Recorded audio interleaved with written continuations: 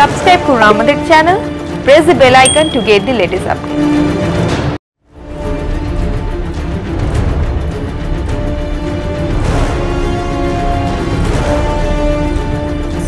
নেহেরুর মন্ত্রিসভা থেকে পদত্যাগ করে শ্যামাপ্রসাদ মুখোপাধ্যায় ভারতীয় জনসংঘ তৈরি করেন।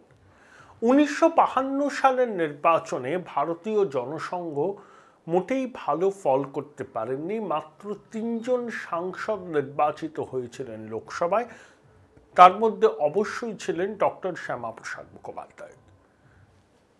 জম্মুর প্রজা পরিষদ আন্দোলনের সঙ্গে ডক্টর শ্যামাপ্রসাদ মুখোপাধ্যায় সহমর্মিতা জ্ঞাপন করলেন। শ্যামাপ্রসাদ মুখোপাধ্যায় কিন্তু স্বাধীনতা সংগ্রামে একটা দিনের জন্য কারাবাস করেননি। তিনি ছিলেন তখনকার দিনের বাঙালি ভদ্রলোক, স্যুট টাই পরতেন, মাঝে মধ্যে 2-1 পেগ হুইস্কিও খেতেন। ডক্টর শ্যামাপ্রসাদ মুখোপাধ্যায় কনস্টিটিউশনালিস্ট ছিলেন। তিনি বহুবার বলেছেন যে আমি মনে করি যে গণপরিষদের মধ্যে বা সংসদের মধ্যে সরকারের বিরোধিতা করা, সরকারের ভুলগুলো চোখে আঙুল দিয়ে দেখিয়ে দেওয়াই হচ্ছে আমার কর্তব্য। আমি এই ধরনের রাজনীতিতেই বিশ্বাস করি। কিন্তু শ্যামাপ্রসাদ তাহলে স্ট্রিট পলিটিক্সে আসলেন কেন? কেন তিনি বারবার জম্মুতে ছুটে গিয়েছিলেন? 52 সালের নির্বাচনে ধাক্কা জনসংঘের উপর পড়েছিল। তাদের সমর্থকরা, কর্মীরা খুব ডিমোরালাইজড হয়ে গেছিল। তাদেরকে চাঙ্গা করার জন্য জম্মুর প্রজা পরিষদের আন্দোলনকে সমর্থন করলেন শ্যামাপ্রসাদ। তিনি জম্মুতে গেলেন, একাধিকবার সভা সমিতি করলেন এবং কাশ্মীরে গিয়ে শেখ আবদুল্লাহকে দেখা করলেন। তাদের মধ্যে যে একটা কন্টেনসাস বৈঠক হয়েছিল, সংসদে ব্লিস্টারিং অ্যাটাক করলেন শ্যামাপ্রসাদ নেহরুকে। Who has made Sheikh Abdullah the king of kings in Kashmir? Sheikh Abdullah constituent অ্যাসেম্বলির সদস্য হলেও কিভাবে দুটো পতাকা পাশাপাশি ওড়াবার দাবি করেন? এটা কি ডিভাইডেড লয়্যালটি নয়? প্রশ্ন ছুড়লেন শ্যামাপ্রসাদ। ভারতবর্ষের 497টা প্রিন্সলি স্টেট ভারতবর্ষের মধ্যে মিশে গেছে। তারা সংবিধানকে একেবারে লেটারান স্পিরিটে অনুসরণ করে চলছে। তাহলে কাশ্মীরের জন্য কেন স্পেশাল স্ট্যাটাস থাকবে? শেখ আবদুল্লাহ সংসদে প্রশ্ন তুললেন, এই শ্যামাপ্রসাদ মুখোপাধ্যায় প্রশ্ন তুললেন এবং তিনি বারবার করে বলছেন এবং নেহেরুকে আক্রমণ করলেন যে পণ্ডিত নেহেরু কেন পুরো কাশ্মীর আবার কবে ভারতের হাতে ফিরে আসবে সেই সম্পর্কে দেশের মানুষকে কেন জানাচ্ছেন না? কেন তিনি এই প্রশ্নটাকে এড়িয়ে যাচ্ছেন? নেহেরু শ্যামাপ্রসাদের এই কটাক্ষকে হজম করলেন, কোনো মন্তব্য করলেন না। এমনকি কাশ্মীরের সঙ্গে সরাসরি যুদ্ধ করে, পাকিস্তানের সঙ্গে সরাসরি যুদ্ধ করে কাশ্মীরকে আবার ভারতে ফিরিয়ে আনার দাবি জানালেন শ্যামাপ্রসাদ এবং এটাও বললেন যে ভ্যালি যদি যেতে চায় তো যাক, কিন্তু জম্মু এবং লাদাখ যেন ভারতবর্ষের সঙ্গে পুরোপুরি মিশে যায়, ভারত সরকার উদ্যোগ নিন। তিনি বারবার করে একটা কথা বলতেন যে পুরো কাশ্মীর ভারতের ইন্টিগ্রাল পার্ট এবং ভারত সরকারকে, দেশবাসীকে জানাতে হবে কবে হানাদারটা যে অংশটা কাশ্মীরের দখল করে রেখেছে সেই অংশ ভারতের সেনাবাহিনী পুনরায় দখল করে পুরো কাশ্মীরকে ভারতের সঙ্গে যুক্ত করবে। প্রজা পরিষদ একটি সর্বভারতীয় পার্টি এবং শ্যামাপ্রসাদ মুখোপাধ্যায়ের মতো নেতার সমর্থন পেয়ে তারা উজ্জীবিত হয়ে উঠল। ন্যাশনাল কনফারেন্সের সঙ্গে তখন তাদের নিত্য নৈমিত্তিক ঝামেলা, সরকারি অফিসে আক্রমণ, ভাঙচুর, আসবাবপত্র তছনছ করে দেওয়া নিত্য নৈমিত্তিক ঘটনা ঘটল। কারণ ডক্টর শ্যামাপ্রসাদ মুখোপাধ্যায় এইরকমই একটা পরিস্থিতি চেয়েছিলেন এবং তিনি মন থেকে বিশ্বাস করতেন যে সমস্ত কাশ্মীরকে ভারতের সঙ্গে যে কোনো মূল্যে অন্তর্ভুক্ত করতে হবে। যে কনস্টিটিউশনালি শ্যামাপ্রসাদ হঠাৎ করে স্ট্রিট ফাইটার হয়ে গেলেন কেন?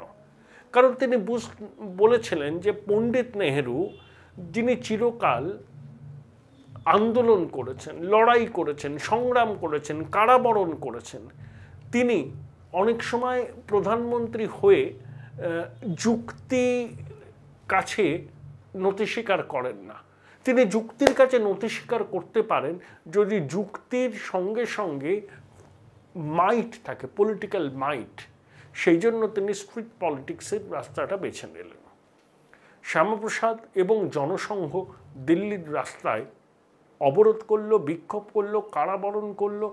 52-53 সালের এপ্রিলের মধ্যে প্রায় 1300 মানুষ দিল্লিতে কারাবরণ করেছিল জনসংঘে। শ্যামাপ্রসাদ মুখোপাধ্যায় তার পার্লামেন্ট স্ট্রিটের অফিস থেকে পুরো বিষয়টাকে তদারকি করতেন। তিনি পণ্ডিত নেহেরুকে প্রস্তাব দিলেন যে কাশ্মীরের বিষয়টাকে নিয়ে একটা কনভেনশন ডাকা হোক এবং প্রজা পরিষদের সঙ্গে কেন্দ্রীয় সরকার কথা বলুক।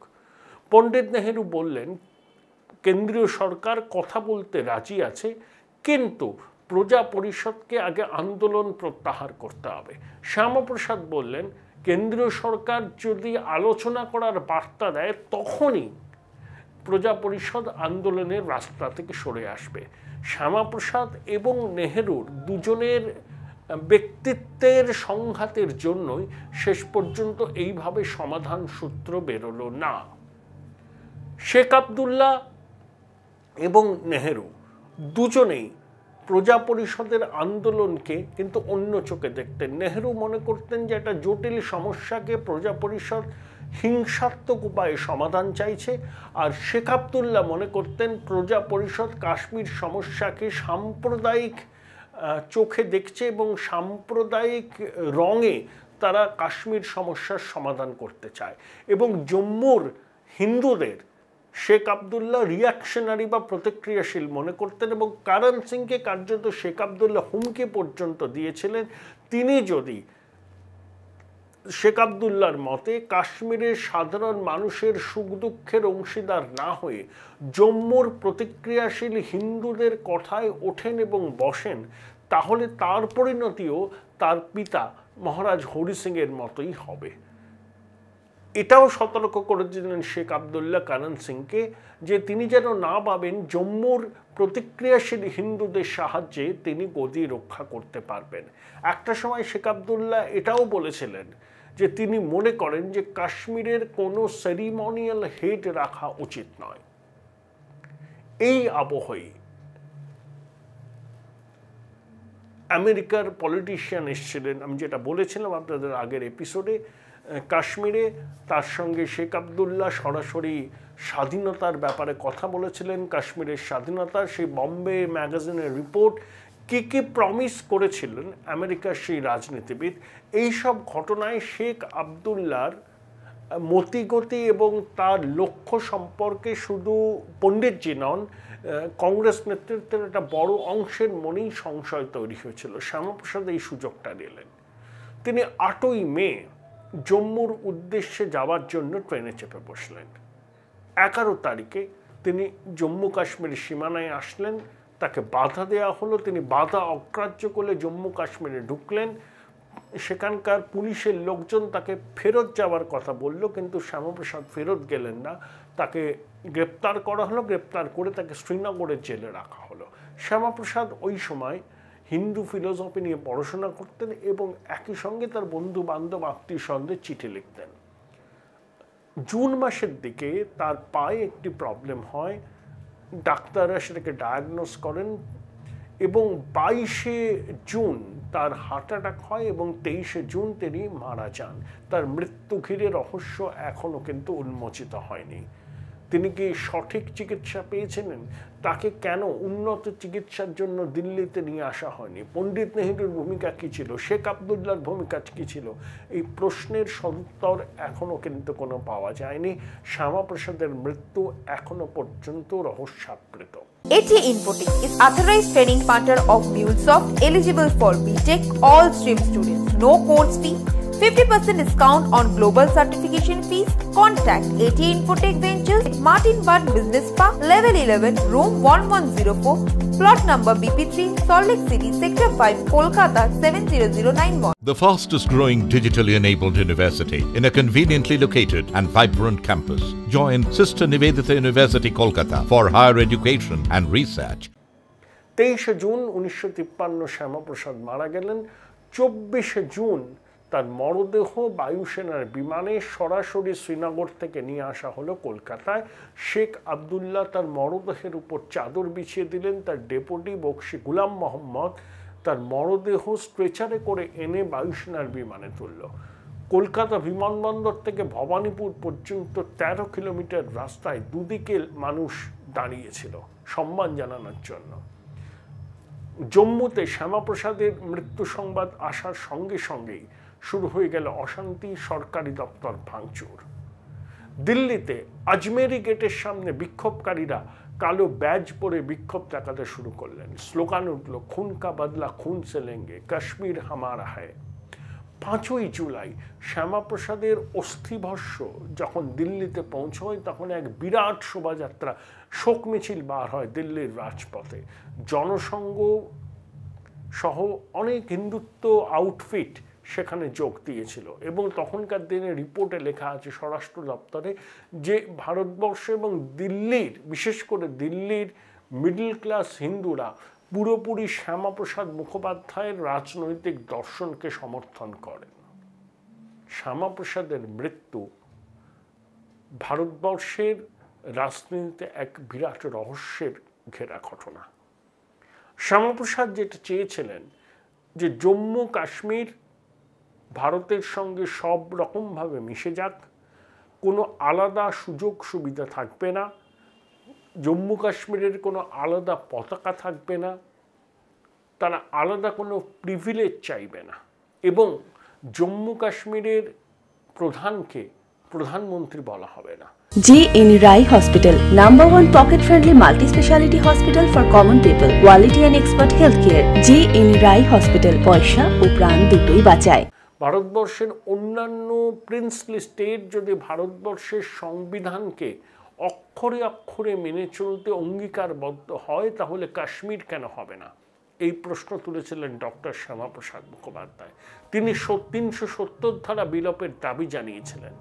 তিনি পাক অধিকৃত কাশ্মীরকে ভারতবর্ষের মধ্যে ফিরিয়ে আনার জন্য নেহেরুর কাছে দরবার করেছিলেন, সংসদে বক্তৃতা দিয়েছিলেন, প্রয়োজনে পাকিস্তান আক্রমণ করে আমাদের এই চেরিশ ল্যান্ড ভারতবর্ষকে আবার যুক্ত করার দাবি জানিয়েছিলেন শ্যামাপ্রসাদ মুখোপাধ্যায়। তার মৃত্যুর অনেক দিন পর নরেন্দ্র মোদী সরকার 2019 সালের 5ই অগাস্ট সংসদে 370-35 বিলাপ করল। এখানেই কি কাশ্মীর অধ্যায়ের সমাপ্তি হলো শ্যামাপ্রসাদের মৃত্যুর সঙ্গে সঙ্গে? না, আরও অনেক চাঞ্চল্যকর ঘটনা ঘটেছিল স্বাধীনতার পর প্রথম 6-7 বছরে কাশ্মীরে। সেই ঘটনাগুলোই আরও 2-1টি এপিসোডে বলবো। তবে একটা ঠিক, পণ্ডিত নেহেরু শেখ আবদুল্লাহকে চূড়ান্তভাবে বিশ্বাস করেছিলেন। শেখ আবদুল্লাহ পণ্ডিতজির বিশ্বাসের মর্যাদা রাখেননি। তিনি পণ্ডিতজিকে মনে করতেন ভারতবর্ষ এবং ভারতবর্ষকে হিন্দু কমিউনালিস্টরা টেক ওভার করতে পারছে না, তার একমাত্র কারণ হচ্ছে মাঝখানে রয়েছেন পণ্ডিত নেহেরু। পণ্ডিত নেহেরুর সঙ্গে তার মতাদর্শগত অনেক সাদৃশ্য ছিল। তিনি সেকুলারিস্ট ছিলেন এবং তিনি সোশ্যালিজমের কথা মনে করতেন। সেই জন্যই তিনি কাশ্মীরে একটা ল্যান্ড রিফর্ম করার চেষ্টা করেছেন। কিন্তু তা সত্ত্বেও কখনো বিদেশি সাংবাদিক, কখনো বিদেশি রাষ্ট্রদূত, কখনো বিদেশি রাজনৈতিক ব্যক্তিত্বের সঙ্গে সাক্ষাৎকারে বারে বারে শেখ আবদুল্লাহ স্বাধীন কাশ্মীরের কথা বলেছেন এবং প্রয়োজনে বিদেশি সাহায্য গ্রহণেও কিন্তু তিনি পিছু হটতেন না, যদি সেই বিদেশি সাহায্য পাওয়ার ব্যাপারে তিনি নিশ্চিত প্রতিশ্রুতি পেতেন। সেই নিশ্চিত প্রতিশ্রুতি না পাওয়ার জন্যই শেখ আবদুল্লাহ শেষ পর্যন্ত ভারতের সঙ্গে জম্মু কাশ্মীরকে মেলানোর পক্ষে মত দেন, যদিও অনেকগুলো সুবিধা নিয়ে, কারণ কাশ্মীর নাকি স্পেশাল কেস। এটাই হচ্ছে নেহেরু এবং শেখ আবদুল্লাহ সম্পর্কের রসায়ন। যদিও নেহেরু শেখ আবদুল্লাহকে চপলমতি রাজনৈতিক ব্যক্তিত্ব বলে অনেকাংশে মনে করতেন। সিলেক্টেড ওয়ার্কস অফ জওহরলাল নেহেরুতে আপনারা পাবেন তার বিভিন্ন চিঠিপত্র খুঁজলে যে শেখ আবদুল্লাহর রাজনৈতিক বিচক্ষণতা সম্পর্কে নেহেরু কিন্তু সন্দিহান ছিলেন। আর নেহরুর সবথেকে বড় ভুল মাউন্টব্যাটেনের কথায় বিশ্বাস করে কাশ্মীরের বিষয়টাকে রাষ্ট্রপুঞ্জে নিয়ে যাওয়া। পাকিস্তান বারবার করে যে কথাটা বলতো যে কাশ্মীর হলো unfinished agenda of partition, Bharatvarsha রাষ্ট্রপুঞ্জে চেয়েছিল জম্মু কাশ্মীর প্রশ্নের সমাধান, রাষ্ট্রপুঞ্জ বিষয়টা উল্টে দিয়ে বলল ভারত পাকিস্তান মধ্যেকার সম্পর্কের বা মধ্যেকার বিবাদ মেটানোর জন্য তারা উদ্যোগী হবেন। স্বাধীনতার প্রথম 10 বছরের জম্মু কাশ্মীরের ইতিহাস পরতে পরতে রোমাঞ্চে ভরা। শ্যামাপ্রসাদ মুখোপাধ্যায়ের প্রয়াণের পর নতুন করে আবার শুরু হলো কাশ্মীরের রাজনৈতিক পট পরিবর্তন, পালাবদল, নেহরুর সঙ্গে ন্যাশনাল কনফারেন্সের সম্পর্কের নানান চড়াই উতরাই। সেই সম্পর্কে বলবো পরের এপিসোডে।